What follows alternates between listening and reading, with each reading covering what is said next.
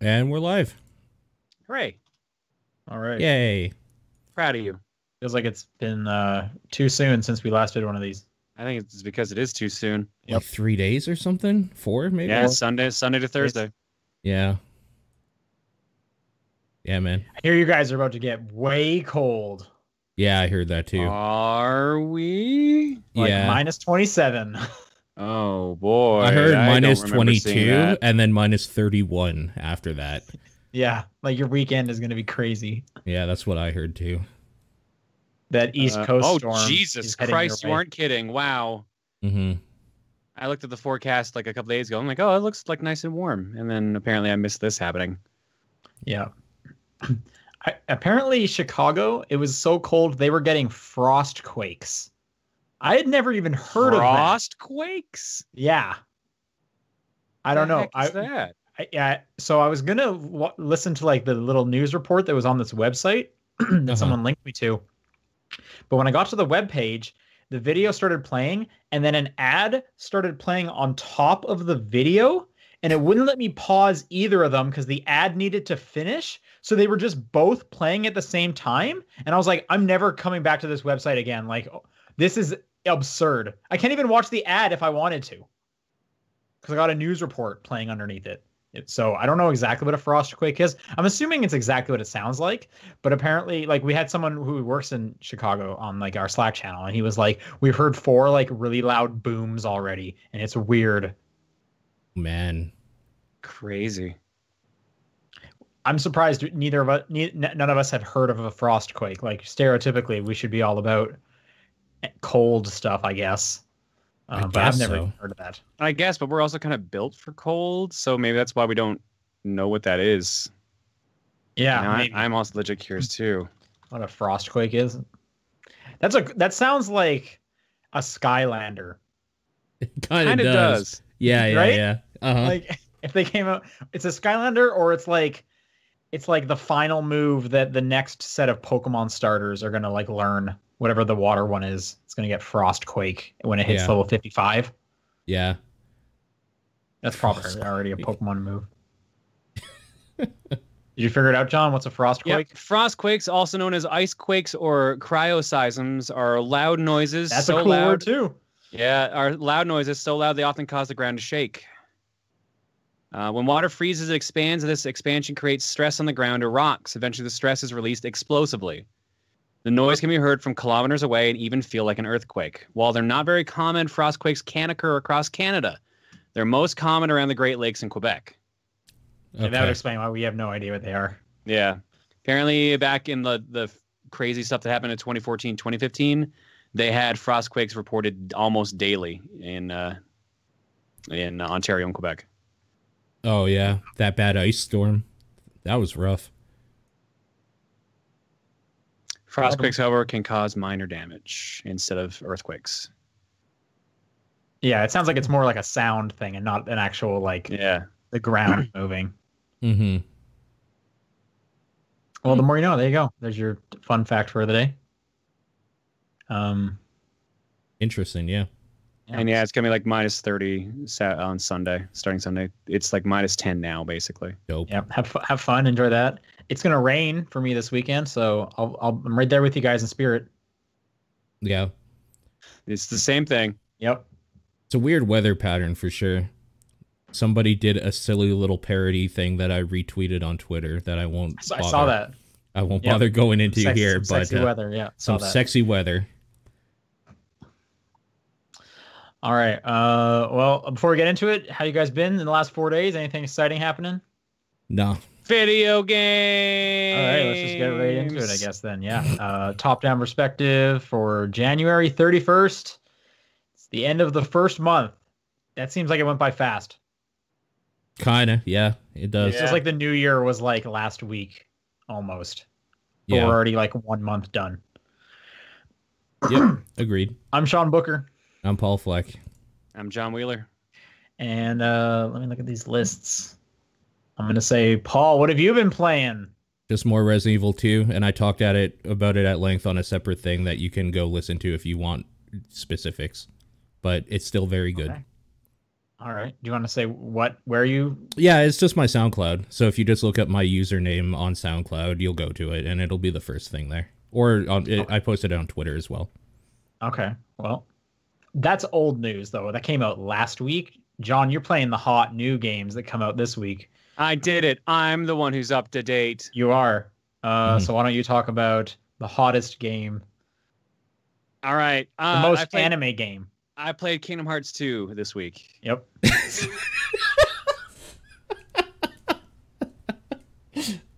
Yep. We finished Kingdom Hearts 2 this week, and then we watched some recap videos on some other games, and then we started Kingdom Hearts 3.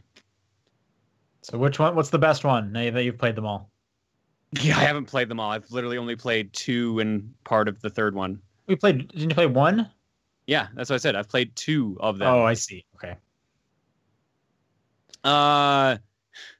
3 has frame rate issues on PS4. Okay. So it just kind of chops a bit during cutscenes, and it ended up giving my wife motion sickness temporarily.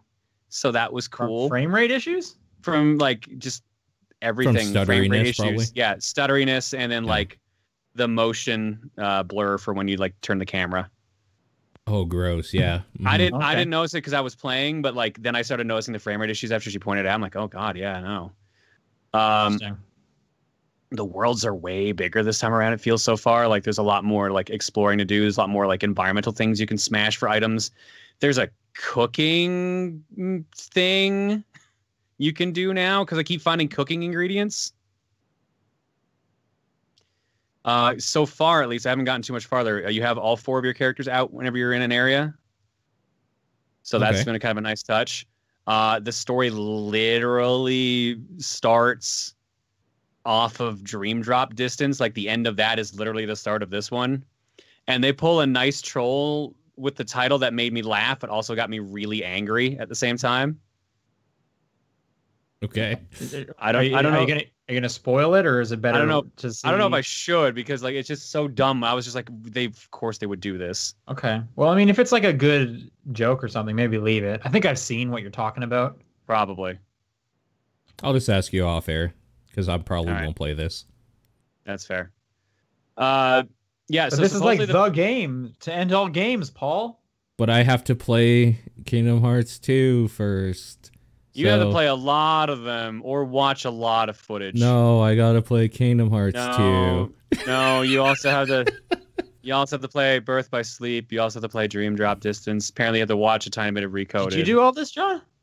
We found the most condensed version of the plot that we missed that we could find. Okay. And I watched the plot and then I got angry because I thought the plot was convoluted already, and then we watched the recap with the games we didn't play, and we're like, they made it worse. How? Okay. So wait, hang on. Do you like Kingdom Hearts? I was waiting for this. I'm not sure anymore. 90 hours into this, do you like this series? So I liked, after a while, I liked 1. 2 has a bad start and a bad end, but a great everything else.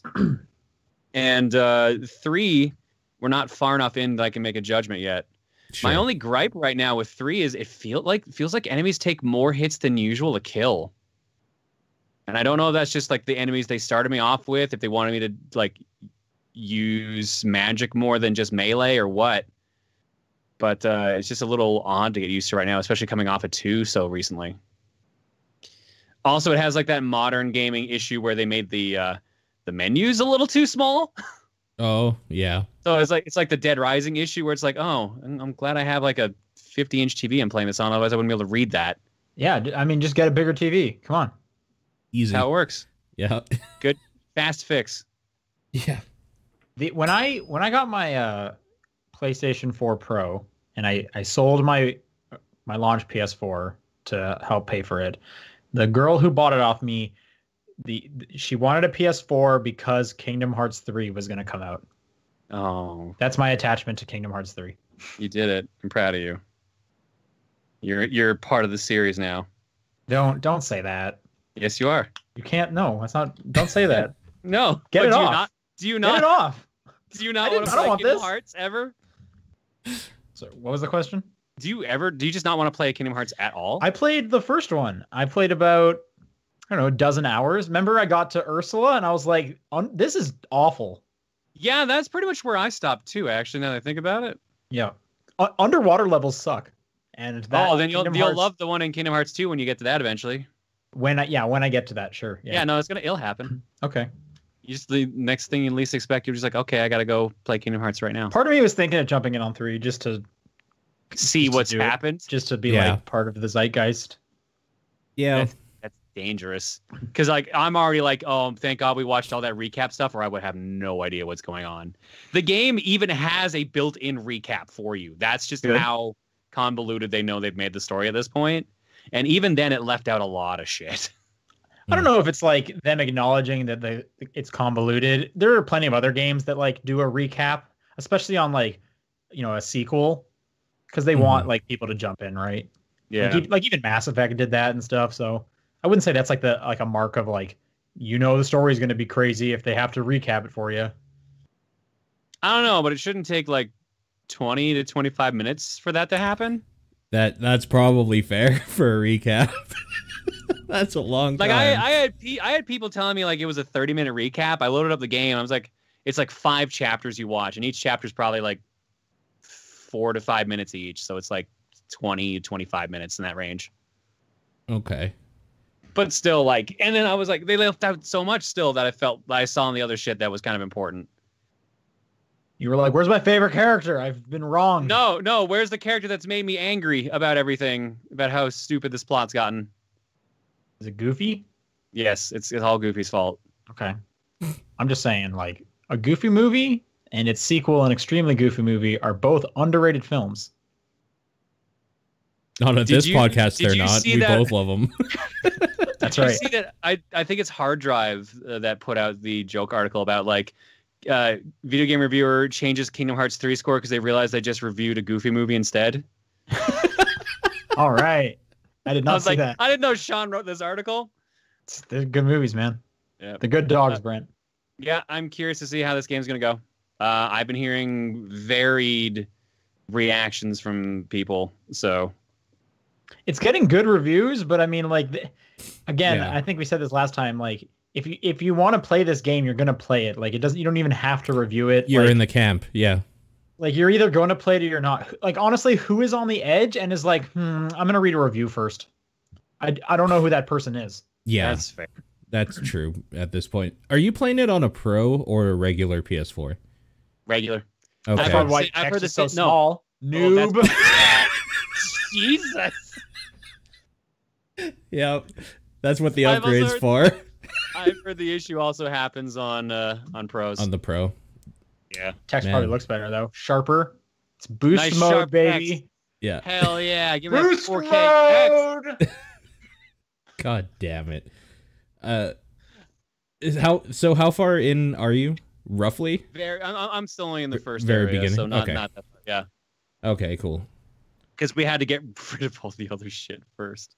The thing is that we had to get caught up. I really liked Kingdom Hearts 1, how it played and like just the idea of it. But I kind of burnt out on it because I played it late and then started up on Kingdom Hearts 2 because I was playing Kingdom Hearts 1 to like get into 2 when 2 was coming out. And then I played like an hour or two of 2 and I was just like, oh, I don't like this at all, and stopped completely. But like, I don't know. I always found those games kind of enjoyable mechanically. Is it at least that again? Like, or did they change it to a point where it's like, oh yeah, now it's super simplified even more so, and it's just like, it's kind of boring combat now completely. I mean, so how far in 2 did you get? I didn't leave the first, like, I think I was about to finish the first area. Okay. Because you started in the main town, right? Yeah, so I'm going to tell you right now, like, Kingdom Hearts 2, I think, had a terrible beginning and a terrible ending, but, like, once you get out of that starting area, that game goes. Okay. Like, the gameplay feels so much better than 1 does. So, like, that's how I felt going from 1 to 2, because I did them pretty close together. Sure. Now, having gone from 2 to 3, I'm not quite used to the changes, because they're still, like, unlocking things for us yet. Oh, okay. Like the form change system just started coming into play. The Disney attraction moves just came into play, stuff like that. They have streamlined some things, but I'd say in a better way. The actual overall combat feels about the same. One big gripe I had going from 1 to 2 was that some of the moves that you got by default from leveling up, which was like dodge rolling, you had to do specific things to unlock. Like you had to level up a style to actually get that on your normal character. This game's just like, no, you just get that right out of the bat. You get air dodging and ground road dodging right off the bat. Okay. So like the combat feels better because you just get those moves you should have had in 2 to begin with. Like you don't have to go out of your way for it anymore. Okay. I haven't dug in enough to see what other major changes there are from 2 to 3, but so far like it feels like they tightened up the magic system, but the combat feels more or less the same. Okay. Cool. Well, at least there's that. Yeah. All right. You're probably the only one that can answer this as the only one who's played Kingdom Hearts 3. If I wanted to catch up, and I wanted to catch up using the iOS App Store, I just Google searched Kingdom Hearts. Yep. I'm going to read these top 5 games. I just kind of want to know if this will help me be caught up to date. The first one here is Kingdom Hearts Union Cross, and then the word cross written out. Yeah. Mm-hmm. Is that useful? That will literally set up the lore hidden behind the series, so you'll get what the hell they're talking about when they reference the Keyblade. Okay. The next one here is The World Ends With You. Would that be useful? So The World Ends With You characters are in one of the games. That's Dream Drop Distance, but I don't think they're in 3. So okay. No. How about Shadow of Death fighting game? Yes. Yes, very. Cats and Cosplay Tower Defense? I hope so. And then this last one, Knife Rush Fruit. That sounds like a winner to me. Yep. Knife Rush Fruit. Rush My that 3 fruit favorite things. Well, that's the end of my bit. Any other playing? Anything else with Kingdom Hearts? I've been hearing it's about 30 hours long. At least that's when one of my friends got beat it around the 38-hour mark. He played on hard mode. I think we ended up going about 40 hours on Kingdom Hearts 2. So I'm curious. So like this might be a tiny bit shorter or around the same length.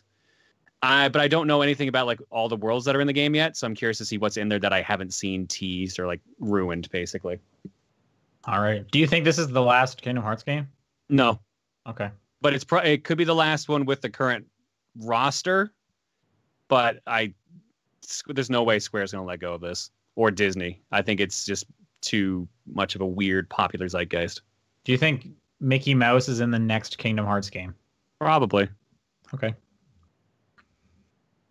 All right. Then that leaves what I've been playing. I've been playing some random stuff. I'm going to start with Pikuniku. Okay, I've been curious about this. I've been hearing a lot of good buzz about this. Maybe I'm not far enough in it, but nothing's really grabbing me about Pikuniku. It's basically like a platformer. It's side-scrolling. It's kind of just like an adventure game where you get random quests, like what was one? Help the painter out. So you got to climb your way up to the painter's house and put on a pencil hat and then draw a new face for his scarecrow. So I drew like a Cyclops guy. Okay. Scared all the birds away. Mm-hmm. I guess what's kind of interesting is the premise of the world.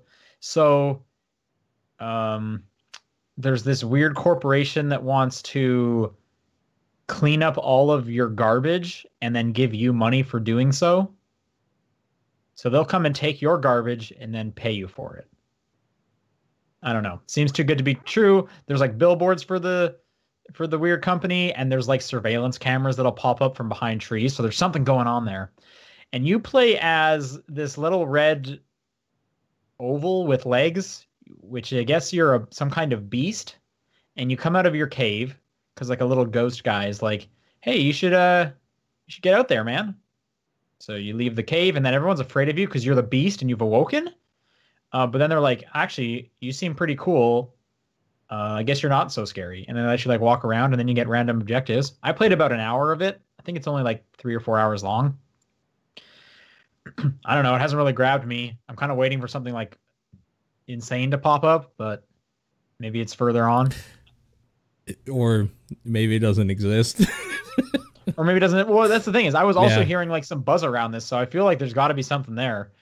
But it's a bit of a slow burn to do it. You got it's like just kind of relax and like chill out with some weird little characters, and you can roll around, and so it's got that going for it. But I got to play more. It was on Twitch Prime, so that's how I got access to it last week. Okay, cool. What I've been playing more of though is a Switch game called JackQuest, Okay. which is a Metroidvania pixel art game. Mm-hmm.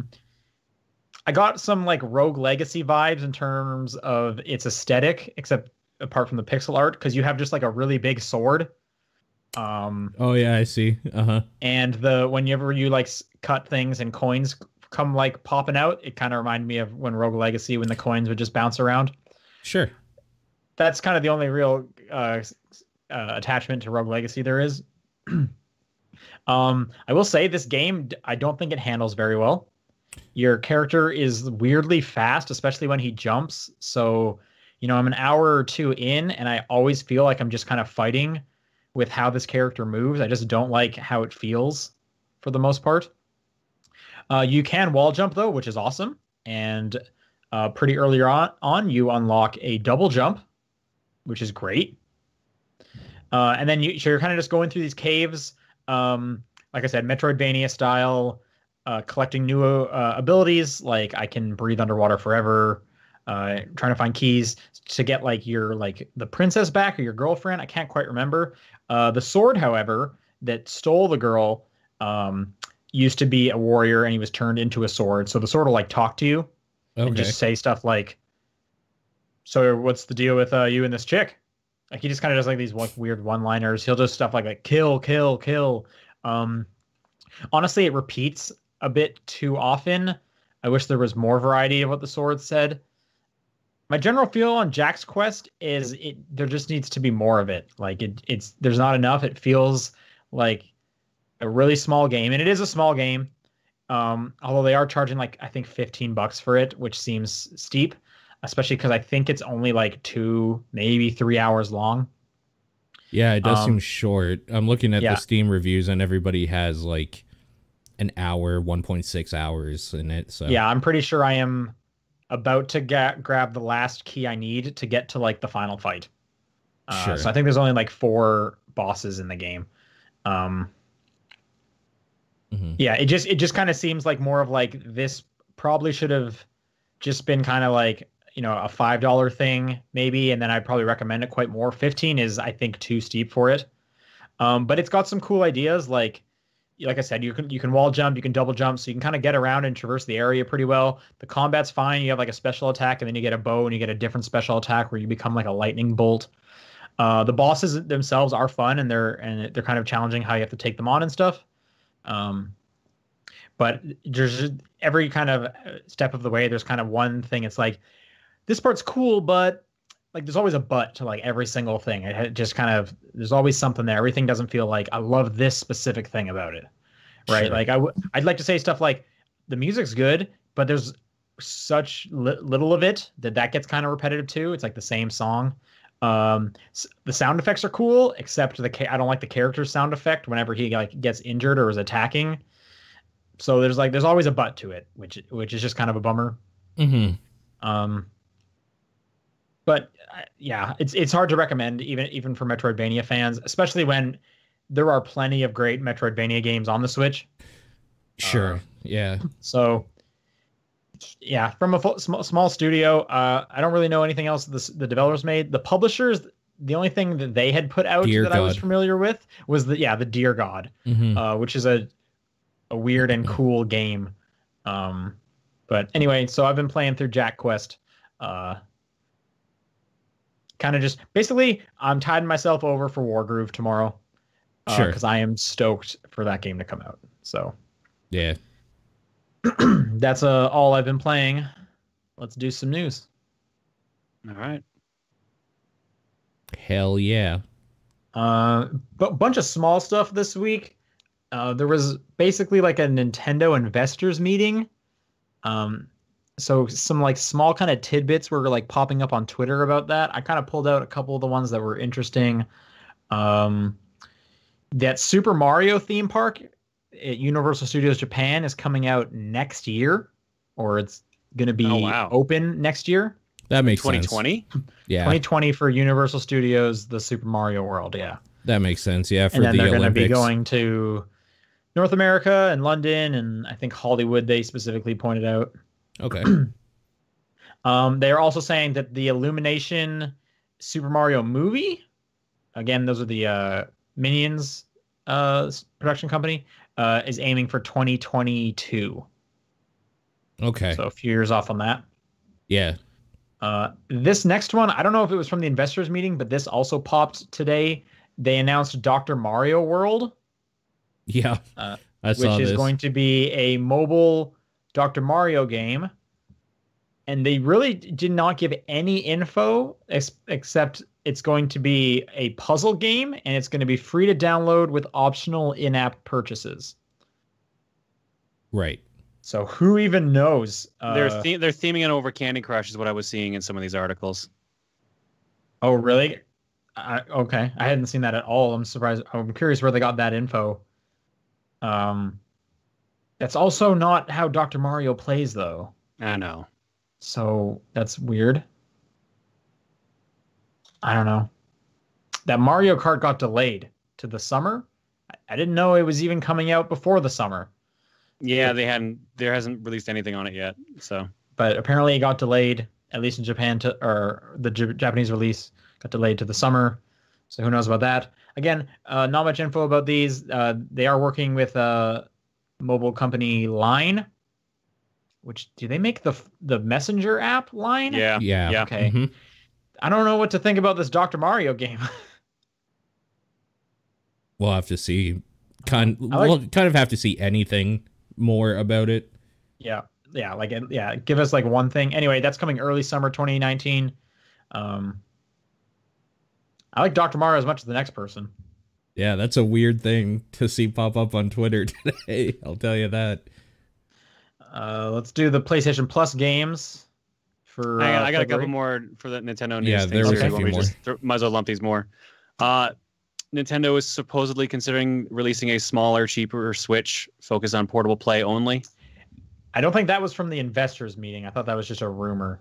That's from it says Nikkei report. Nintendo considering that. So yeah, that's a rumor, right? No, there was a thing, like, literally they posted in our Discord that something just broke now. Like, they are announcing shit currently. Or did, like, as we were prepping, apparently. I've been trying to look it up as we've been talking, but there's no confirmed anything, really. Okay, anyways, you started. What's the rumor? Nikkei is reporting that Nintendo are planning to release a smaller version of the Switch focused solely on portable play, omitting functions to reduce the costs, and which will be released in fiscal year 2019. So that means somewhere between April and March, which means they'll be announced at E3 this year. Supposedly Nintendo has declined to comment. When you say April to March, you mean April and then March of next year? Yeah, March 2020. Somewhere in that year. Also, Nintendo released sales reports for the Switch right now. Super Smash Bros. Ultimate is their fastest and most selling game to date. Yep. Yep. Sold over 10 million units in 5 weeks. I'm trying to find the actual post that says that it beat the previous record holder, which was New Super Mario Brothers U, or Wii rather. I can't find that. I had seen that it's like the fastest selling Smash title as well. Yeah, fastest selling Smash title, fastest selling, like, I think Nintendo game period. Oh, okay. Can't find the other thing that they have here. Just thinking back about that rumored Switch, I guess it probably wouldn't come with a dock. Yep, no dock. That.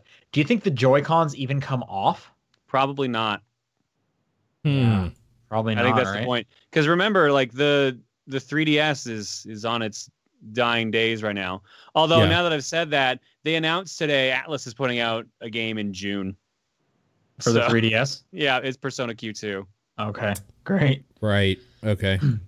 But I mean, if you can't take those Joy-Cons off, how are you supposed to play it on tabletop mode? My favorite of all the Switch modes. Yep. If only. If only. Switch has shipped 32.27 million units as of the end of December. Or sorry, the middle of December.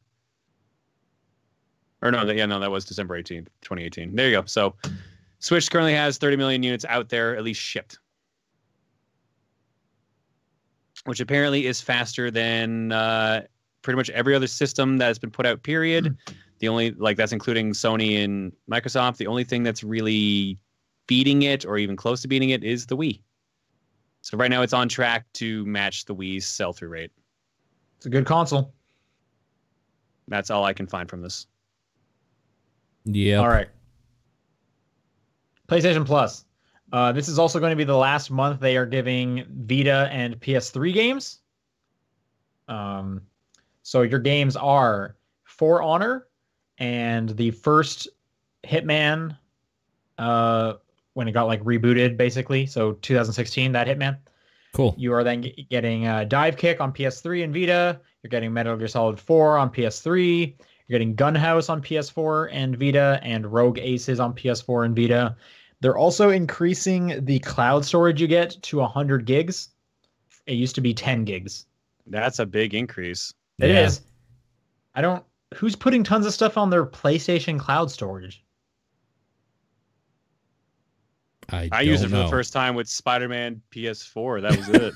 for what? You put the whole game on there, or just the save. Yeah, exactly. I use the save that's 10 megs. Exactly. If you have PlayStation Plus, it just auto does cloud saves, which is good. But again, yeah, you're right. That's 10 megabytes at most. Maybe I'm not using. Maybe I should be putting all my photos or something. I got 100 gigs. I'm curious what the use cases are for this. Yeah. Weird. Games with gold for next month is Curse of the Moon, Bloodstained Curse of the Moon, as well as Bomberman R. I guess that would be Shiny Edition. Yeah, it's the only one on Xbox. Yep. Assassin's Creed Rogue on 360, and then Star Wars Jedi Knights Jedi Academy for the original Xbox. Wow. So, okay. So some okay games there. Some stuff that's coming next month. Cool. Dragon Ball announced a couple things for fighters and a new game. They announced specifically did we talk about the? We talked about the new fighters, but we didn't talk about Project Z. Okay, so they announced Project Z as well, which is an action RPG following Goku's story. That's basically all we know. They showed a bunch of cutscenes, and then they showed Goku walking down the street. That's basically all they've shown so far. Yeah, visually it looks like fighters. Mm-hmm. Which I guess that's good. It's by CyberConnect 2, which know themselves some anime. Yeah, Asura's Wrath. Yep. And every Naruto game, basically. And also some bad Dragon Ball Z games. Who knows? I feel like now that Fighters is real good, there's a hope that Dragon Ball Z games will be good, but I bet it's not going to be good. I bet Fighters was a weird anomaly. Yeah, we'll have to see. All right, this next one got sent in to us. American McGee is still making games. Okay, sure. In fact, he's making a prequel to Alice called Alice Asylum. I guess he's currently working on design, art, and story. How did those games sell? I have no idea. I thought the second one sold all right. The one that EA published. Just Madness Returns. Yeah. I remember that being a cool game. It was fine. It was just a, kind of your run-of-the-mill character action game with some real cool art in it.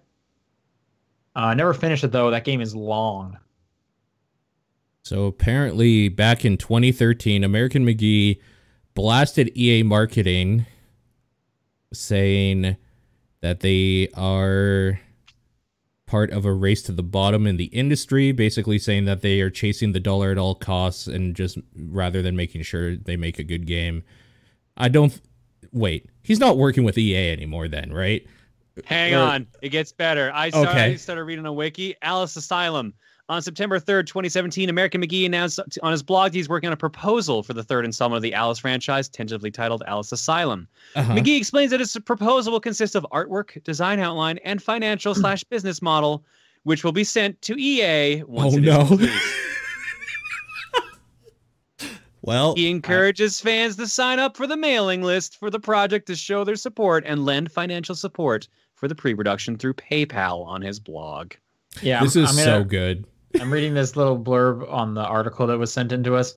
He also recently mused on Facebook about turning a new development studio in Thailand into a, quote, vacation destination for Alice fans. What? And he's got a Patreon page set up to support pre-production of the game. What? Oh my god. Is this a scam? Is he running a scam? This feels, no idea. This feels like a scam. This doesn't feel real at all. Amazing. I'm trying to find this Patreon. I guess we'll have to see. I'm going to go to his main page and see if I can find anything about it. You can definitely sign up for a mailing list by the looks of it, which kind of shows what generation of the internet he comes from. Yeah, he actually wants to make this, whatever this dev studio is, it's part game development studio and part vacation destination for Alice fans. I'm reading his Facebook What does post. that even mean? I guess you just go to Thailand and then you can look at the game and also I don't know, man. Oh, actually, hang on. He describes it here. Imagine a location where you can take the most amazing cosplay photos, explore the Cheshire's forest, or interact with an animatronic Mad Hatter. Spend a few nights in the Queen's castle? Just don't lose your head. I mean, I'll definitely try not to lose my head, for sure. I found the Patreon. He currently has 3,818 patrons. Wow. He has decided to not publish how much money he is making from this. What's the Patreon? What's the account? It's just his name. Patreon.com/AmericanMcGee. I'm trying to see if there's anything like super weird here. Sponsor level 500 or more per month. You can have your logo branding featured on during live streams. Apparently he's a streamer now too. What the fuck is really? Well, he's probably just gonna stream dev stuff, I would assume. This is weird. This is actually like a rabbit hole that I don't know if I want to fall down. Frankly, too late. I'm already jumping in head first, baby. Let's go. Let's go. Oh man, here's footage of him doing a pirate jam. He put up a YouTube video one day ago. Alice Asylum in the Lands of Magic Swirls. It's a 2-hour-long video. Alice Dabness returns. 3222 Insane Children. Crowd design discussion. Episode 4. Insane in the Asylum, Battle of the Bunnies. This is like a breakdown of everything he's working on with this. I need to know what this 2-hour-long video is of dabbing.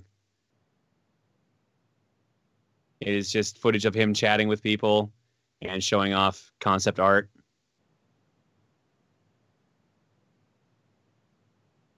I don't think any of these tiers actually get you a copy of the game. Right, because I don't think this game game's exists. at least 2 years away, yeah. I'm just saying, like, there's a $15 tier where you get access to early access versions of the game. You get development builds, yeah. But there's no one where you actually get a copy of the game, despite, you know, after a few months you will have paid the price theoretically of this game. Yeah. I don't know, man. I don't like this, like, at all, but I'm not generally one to tell people how to spend their money either, so. American McGee's always been I'm honestly surprised he has so many. Like, I was not expecting that number to be so high. People really like the Alice series. Like, that's his big thing. They've always been just kind of mediocre, though. Whatever. Madness Returns was fine. Like, I think it was a good game. I think good is strong, but sure. It ranked in like the 70s, I think, when I saw. Yeah, it was fine. Yeah. Weird. You gotta keep this in mind though. Like he's one of the few devs that are trying to keep like this crazy like psycho gothic art style and game style alive. That is true, and that definitely has a cult following for sure. Just that like style. Yeah. Weird. Last little bit of news is Overcooked 2 is getting another free update. Something about the new year. Looks kind of like maybe the Chinese New Year is what they're aiming at. Okay. There's a tiny little video that looks like it'll be some new levels and stuff, and it's going to be free again. No word yet, just they say soon. I'm going to guess like next week. They usually kind of announce the stuff and then it happens pretty quick. But more free Overcooked 2, that's great.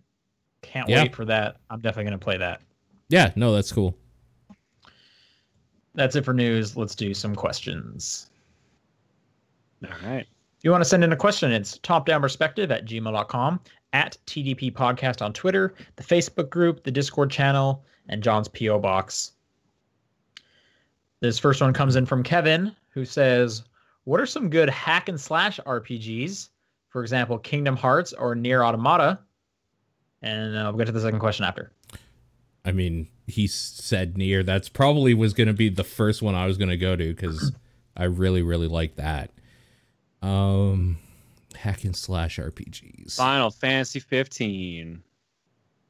Because that's just Kingdom Hearts. Yeah, kind of.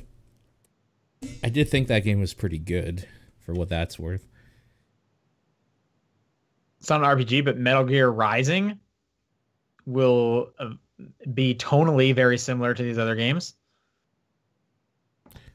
I'm just going to Google hack and slash RPGs to see what comes up here for stuff I would recommend.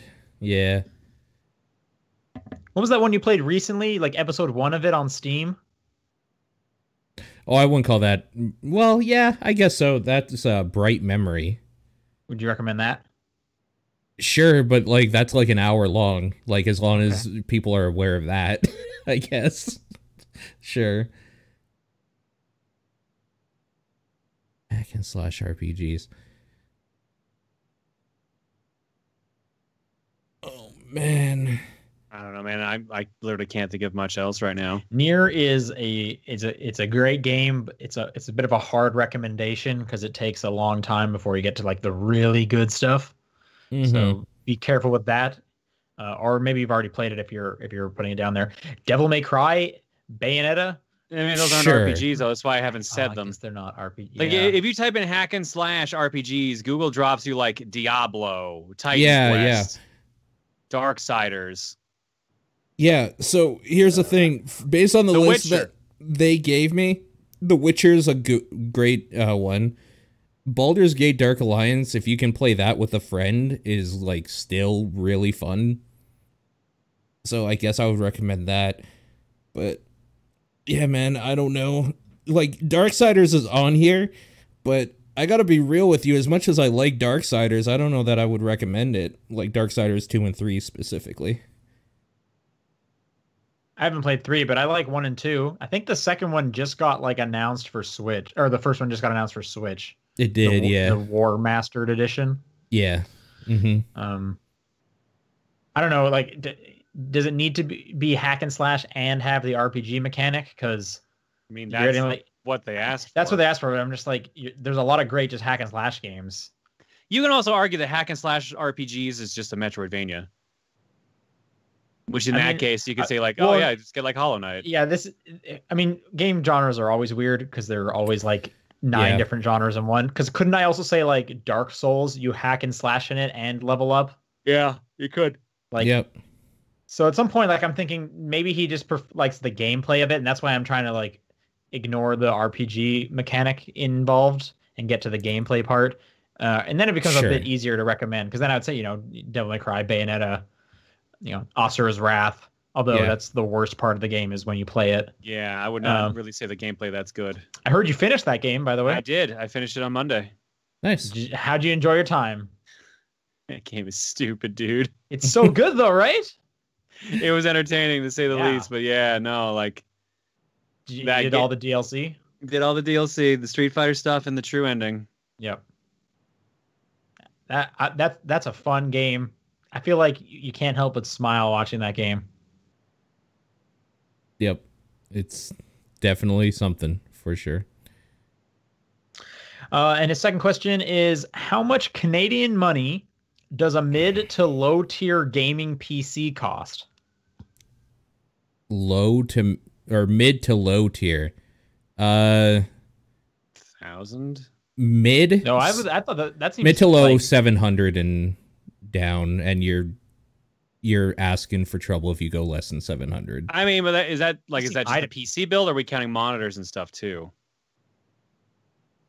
I mean, I have no idea. This almost seems like a problem that who is this? Kevin, if you wanted to send me a tweet, I could probably help you out more specifically, but I wouldn't spend less than $700 if you're going to get a gaming PC to start, and it's going to go up. Yeah, I think maybe yeah, think more generically. Maybe he's just curious. Like, I could see this person being in the States and just wondering, like, how much would it cost on Canada, because you guys know Canada. So 700, that seems high for a low tier PC to me, but I really am out of my element here.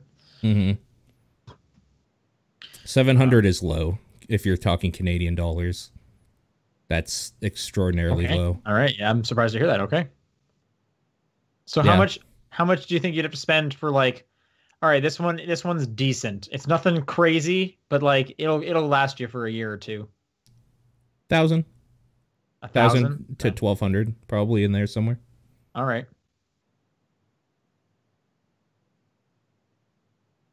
Next question comes from Matthew. If someone offered you $10 million for killing anyone, and you chose to kill the person giving you the offer, do you still get the money? See, this is why you read the fine print of contracts. Like, you have to make sure. So, I mean, obviously, if he has the betrayal clause. Obviously, if he has to hand it to you, probably not, because he probably has to go get it and then give it to you. Well, it depends if he has it on him. Right, exact. That's true. And actually, let's be realistic. No one is going to hand you $10 million. They're not going to have like a sack of money with a big dollar sign on it. They're going to wire this to you. So there's no way they have it on them. Unless it's like a gold brick, but like, or, you know, like a diamond or something.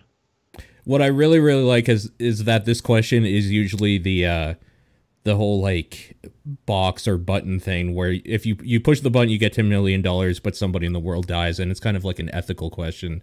But I like this spin on it where it's just like, is this just stupid? How can you like game the system? I think if you want to be smart for both parties involved, you get 50% up front and 50% upon completion. Yeah, so if somebody's offering you $10 million for killing anyone, I think you're right. I think they have a clause in effect that if they die before it's done or before it can be confirmed, like, you're probably not going to get it, because $10 million is a lot of money. I would hope, anyways, that somebody would be smart enough. Well, that's why you do the 50-50, because that way the person's like, well, if he runs off on me, at least I'm not out 10 million. Whereas the other person's like, well, I don't want to do it and then have him not pay me. So you get 50% up front and 50% upon completion. And then the question you really have to ask is, would you be willing to kill somebody for $5 million at that point? Sure, of course. Yeah. And I mean, like, no, but that's in this hypothetical scenario, you're killing the person, right? Yeah. Yeah. I don't know. That's a weird question. All right, John, you're up with this next one. Next one comes to us from VGCO. Actually, sorry, Laterex. Topic came up in another server in regards to Smash, but I want to expand it to all fighting games. Is there a character in a fighting game you want to play as, but for one reason or another, either through weirdness of how they play or just generally not being good with them, you simply can't? I always wanted to learn how to play Yoshimitsu in Soul Calibur, to just like learn how to use the suicide move to just take out people. Yeah. Okay. I would love to be good with Valdo. Yeah, that was my answer for sure. Another good answer. Yep. Speaking of weird characters, have you guys tried out Piranha Plant? Yeah. Yep. I haven't tried it on yet. What do you guys think? He's pretty good, actually. He's real fun. He has some dumb things he can do. His poison move does an absurd amount of damage. Mm-hmm. Right on. I have one for Dragon Ball Fighters. Is I always wish I had learned. Oh crap! Who's the time stop dude? Hit. He always that always seemed very cool. But I never put any time with him because he's not in like the story mode either. But Hit seemed very cool. Smash Bros. I wish I was better with Incineroar. But he got buffed a bit. His recovery's better now. Oh, is it? Because I hate his. What's the difference? They made it go up higher and go horizontal farther. Okay, yeah, because I do hate his B up. That's good. Yeah, Incineroar's a fun character. I wish I was better with him. No, I would like to. I wish I kind of knew how to play Olimar because that seems like an interesting, complex character to figure out. Sure, I could see that. Yep. I feel similar about the Inklings. Yeah. Just yeah, a lot of the newer characters that are just completely different. I wish I was better with. Trying to think any other fighting games.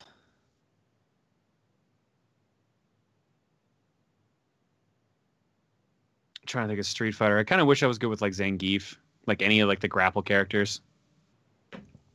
Any Mortal Kombat characters you wish you were better with? It's been a while since I played some Mortal Kombat. Oh, man. Johnny Cage. I wish I was decent with Johnny Cage. That's my boy. It's my boy Johnny Cage.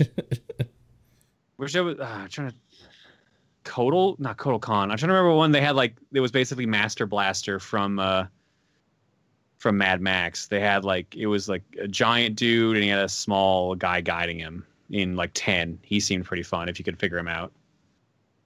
I haven't played X, so You excited for 11? I am. I want to play X first though. Genuinely because they do like a good job with their story mode. So I just want to play through that. With Mortal Kombat, usually the characters that I like the most are the ones I'm playing as, so I'm not feel like I'm missing out. Like I play Sub-Zero and I like him the most. I play Smoke, I like him the most. Mm-hmm. Yeah. And I'm talking primarily like Mortal Kombat 9. I didn't spend much time with the other ones recently. Mm-hmm. All right, last one comes in from VGC Kenny. I've been playing Kingdom Hearts 3, and it has a bit of tongue-in-cheek humor about how long it took to come out. Pretty sure that's what I was joking about. I absolutely love it and think it's hilarious, but my roommate hates it and says that they can't make that joke. I'm the joke police, and they're not allowed to do that. That's our joke for us, the consumer. I'm here to arrest you. How do you feel about games making fun of themselves like this? Who cares? Like, I kind of like Jesus it. Christ. Yeah, I don't know why you would get upset about this. Yeah, first off, there's no reason to get upset about this ever. Yeah, and then second off, like that's fine. Like whatever. I mean, I guess if you're thinking of the game as like as a whole, like as a piece of art, as a part of the series. It would kind of be weird if you were playing them all like back to back. Uh-huh. You didn't know the context around it. Sure. So I guess that part's kind of weird. Sure. But other than that, like I feel like anyone who is playing these games is going to know the context around it like that. Like who's playing this in an echo chamber? Yeah. So, and also like it doesn't take away anything. Like who's getting to that part and being like, well, I'm done. Where's my receipt? Mom, we need to go to return this game. Apparently this roommate. It's so early in the game too, like so you wouldn't even get to actually do anything. I think it literally happens before you even get to move your character. I'm picturing this guy's playing the game, or girl's playing the game. That joke happens, and he just flips off the screen for like 10 minutes. Kimberly has a good point in the chat. She says, I would be annoyed at the joke if the final game is bad. It's like the devs are saying, we took forever to make this game, and here's a piece of shit. That's a fair point. I agree with that. Sure. Yeah. I feel like that's a separate point, though. Apart from the joke. At that point, I think you're just mad that the game's bad, though, right? The joke, like, rubs it in, but it's not the part that you're mad about, necessarily. I think. That's fair. The closest thing here that I can kind of equate it to is when a game's like, boy, escort missions sure are shitty, huh? Here's an escort mission for half an hour. Like, I don't like that when it's like, Sure. we're making fun of the thing, but we're still going to make you do it because we're unoriginal. That sucks. Was one of the complaints I was hearing about Travis Strikes Back, is there's jokes about, wow, lots of dialogue, right? Don't you just want to play the game? And then they just keep doing lots of dialogue, though. Yeah, that happens a lot. Yeah, which is, that's an odd thing when the game knows, like, hey, let's make a joke about what we're doing instead of, like, fixing what is apparently an issue, even in your eyes. Yeah. I don't know. It's like they're trying to soften the blow, almost, I guess. In that case, it almost seems like it's like attacking the person playing. Like, it seems a little bit on the That's offense. Why some people, like, someone brings up Simpsons Game in the chat, and I agree with that. Simpsons Game was a little too tongue in cheek. Do you have an example? Because I don't know the reference here. Like, the first thing you get when you turn on the game is an achievement called Easiest Achievement Ever. It's like the whole like plot of the game is that you find a book that like tells you how to play video games or something like that, and then the world turns into a video game. So then all the video game tropes are there, but they always talk about the video game tropes as they're happening. Mm-hmm. Okay. So it's like, oh man, a boss fight with endless thugs. How original. Oh yeah. There's a few games that do that. And I can't think of them off the top of my head. Doesn't Matt Hazard do that a bunch? I'm sure Matt Hazard does it. Isn't that like the whole thing with Matt Hazard? The other No More Heroes do that a couple times. That it just irks me every time, because it's like, just because you're bringing, for me it's like, just because you're bringing attention to it and trying to lessen the blow doesn't mean that like I like it now.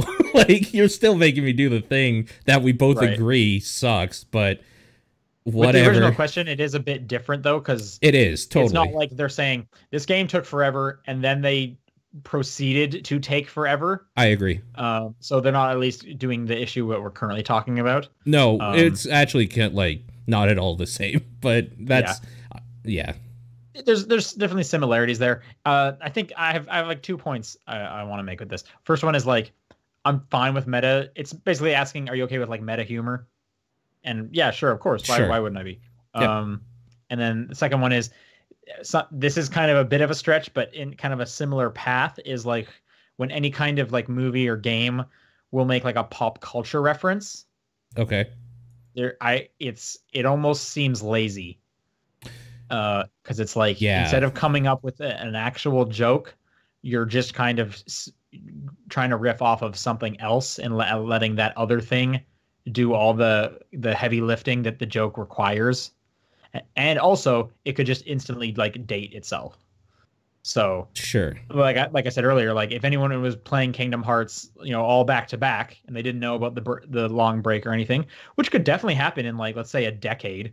If a kid's just playing through these games, he loves the Kingdom Hearts games, and maybe his like parents own them all. He's gonna play through all of them. Then they're totally not gonna understand that one bit. Sure. Not a huge deal. It's not like the joke has to land for everyone, but yeah, just another thought. I really, really like this whole like they can't make that joke. That's real good. Oh, that's so not funny. allowed. Yeah. Yeah, no, you're right. The way that this question was worded, because like they easily could have been like, and my roommate did not. He wasn't pleased about that, or like he didn't like that. But no, he was like, my roommate says they can't make that joke. Yeah. That's really good. Yeah. That's it for questions. If people want to send in questions for next week, it is topdownperspective@gmail.com, at TDP Podcast on Twitter, the Facebook group, the Discord channel, and John's P.O. Box. What are your games of the week? Make Kingdom Hearts 3. I'm gonna give it to Destiny 2. I like that game. I'm just gonna say it. No, I played it. I haven't played it like enough. I didn't want to feel the need to talk about it. This is really funny. It's just like out of nowhere. Destiny 2. Yeah. Well, these other ones, they kind of didn't do a lot for me. So can I give it to Tetris, baby? Let's go. Can I give my game of the week to my excitement of playing Wargroove tomorrow? Yeah. Sure. Okay. I actually don't think you can do that, but I also don't care. If you're a Patreon backer, tonight is your last night to vote on next month's game. So make sure you go do that. If you're listening to the audio version, it's probably too late. But if you're listening live, that's, go vote.